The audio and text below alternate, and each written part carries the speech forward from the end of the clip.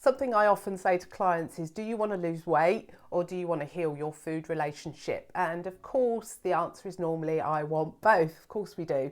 I am not anti-weight loss. You know, I am anti-restrictive diets. I'm anti-diet culture.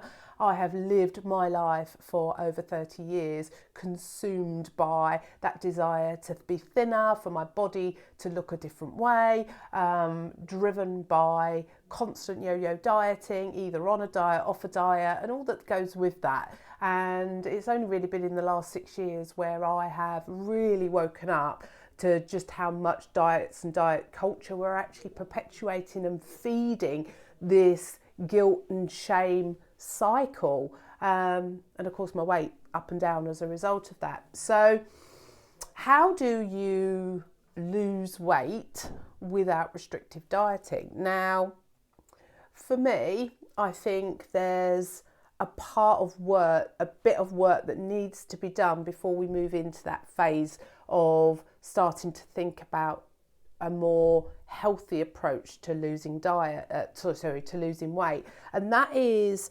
around understanding how diet culture keeps you stuck in terms of the way you think, the rules that you follow around food. And some of this stuff is really obvious, but some of it is much more subtle. So there's almost like, this is where you're at the moment in terms of how entrenched you are in diets and diet culture, and everyone will be at a different stage of that. Each of you will be at a different stage with your own thinking and behaviours around diets and diet culture. This stuff doesn't change overnight, even if you have a realisation that you can see that there's a cycle that you go around. You'll have moments of restriction and then you return to old behaviours. That's that normal cycle. Even when you actually start to have really clear awareness and understanding that that cycle is happening, it's still really hard to break that cycle and to truly step away from it. And I know for me, I went through a number of stages. I was caught up in the yo-yo dieting cycle and all that went with that in terms of my thoughts, my feelings and my behaviours for a long, long time, at least 25 years. And then I almost started to realise that I needed to break that cycle. I needed to stop the restrictive diet. I needed dieting. I needed to give myself permission to eat. I needed to start to build trust with myself that I could eat the foods I wanted to eat without it kind of, you know, me eating the whole packet. Because that's what I told myself for so long. That's what dieting culture teaches us. It teaches us to mistrust ourselves around food. So I probably spent 2 or 3 years in that stepping away from diet culture. And in that time I did gain weight. And that in itself can be really, really scary because we're petrified of gaining weight. You know, there's so many beliefs and so many messages we attach with gaining weight and being bigger. And I was no different, you know, but I kind of found a way of being able to hold myself through that time because I knew something had shifted in my whole psyche. I knew that I couldn't continue in that really dysfunctional, almost addictive cycle of losing weight, feeling better, you know, and then kind of slowly going back to old patterns. I'm going to talk too much about that side. So I then went through this stage of having to step away and start to move more into that intuitive eating side of things. And as a result of stopping the control, stopping the restriction, I did gain some weight. I then reached a point where I knew I didn't want to be that weight. And that's kind of where maybe some of you are at the moment, where you know that you feel happier and healthier in a slimmer body. And, you know, that's a massive topic in itself. You know, I have tried the whole body positivity and I've tried to love and respect and embrace my body at a bigger size. And to a degree that has worked for me. But ultimately, I have a lot of arthritis, so I find living in a world in a bigger body very difficult. Buying clothes is difficult. Deciding what to wear is difficult. You know, so this is a transition, you know, and we do live in a world where we do celebrate the thinner body, and to think that we are going to completely move away from that is really unrealistic. So I reached a point where I got to about 96 kilos. I'm normally around 77, 80 kilos, and I'd gained about 16 to 20 kilos, which is about 3 stone, I think. So I'd reached this point where I was living in a heavier body. Had a much better relationship with my body in terms of I no longer would look at myself naked and feel disgusted as a way of motivating myself not to eat. I was no longer thinking about what I'd eaten when I went to bed. It wasn't the first thing I thought about in the morning.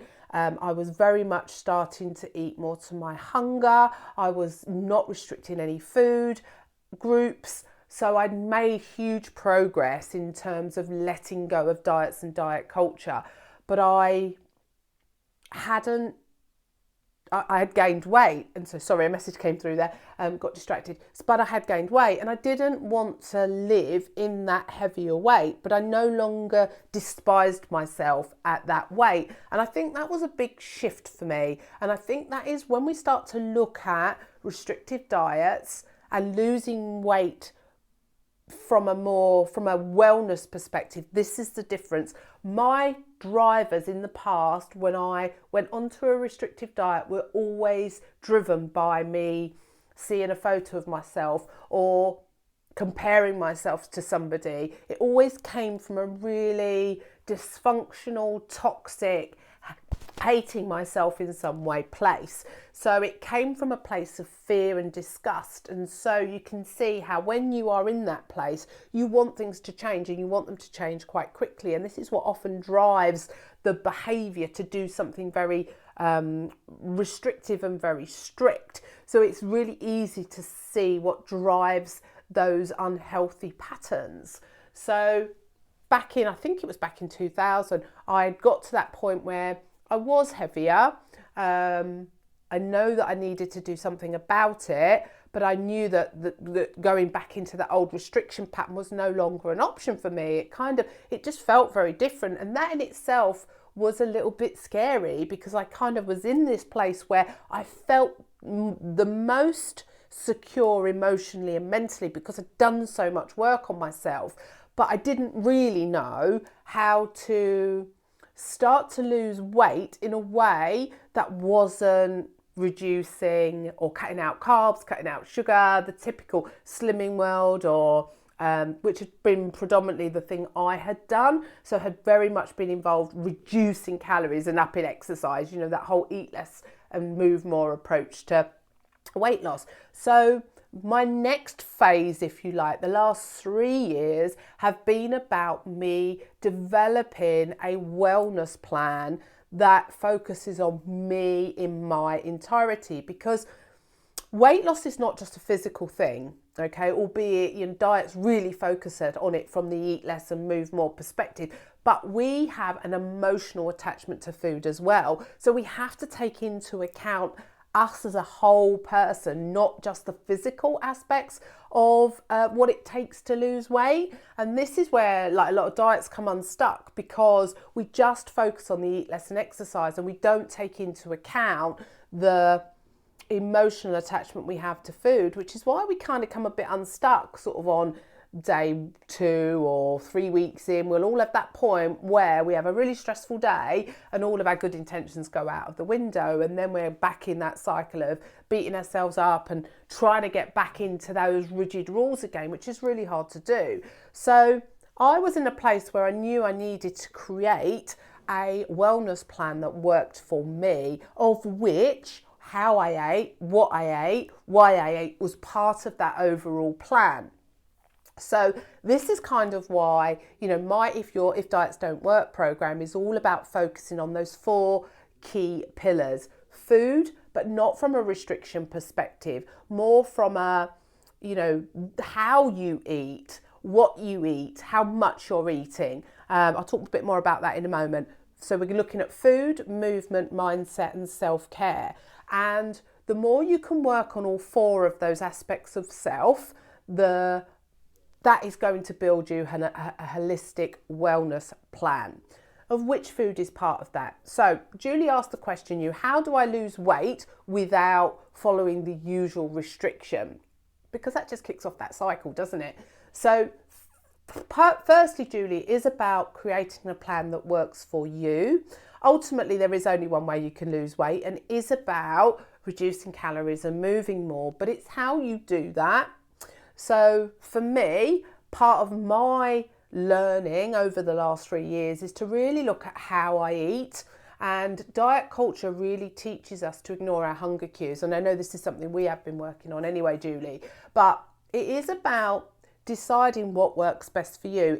First question would be, where are you with your weight at the moment? Is your weight quite stable? If your weight is stable, that means that generally what you're eating and how much you're moving is it's like a bank account, isn't it? Is kind of keeping you at that stable place. So if you want to start to see your weight come down, look at how you're currently eating, and I would say just look to reduce your portion sizes. Don't make any changes to what you're currently eating. So no restriction, no cutting out food groups or any foods whatsoever. Keep eating what you're currently eating. Just look for ways of slowly reducing the amount that you're eating and look at it as doing that over time. This is kind of what I've done.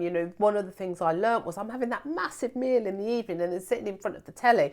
I don't need that amount of food. So I now find that I eat more in the daytime. So I have a bigger breakfast, I have a bigger lunch, and then that evening meal is a very, very small meal. And then I kind of have some cheese and biscuits in the evening. So what I've found works for me is eating 4 times a day, not 3, but eating much smaller portions. We kind of work against ourselves a little bit. If you look at the caveman, they would have grazed through the day, and then at times where there was more of an abundance of food, they would have eaten more. But we don't live in them times anymore. We live in a time of ample food. So we're kind of constantly having to work against this abundance. We are predisposed to eat when that food is around, and it makes it really challenging, which is why cutting out whole food groups, yes, you might see a quick weight loss on the scales, but we create this really uncomfortable world to live in, because restricting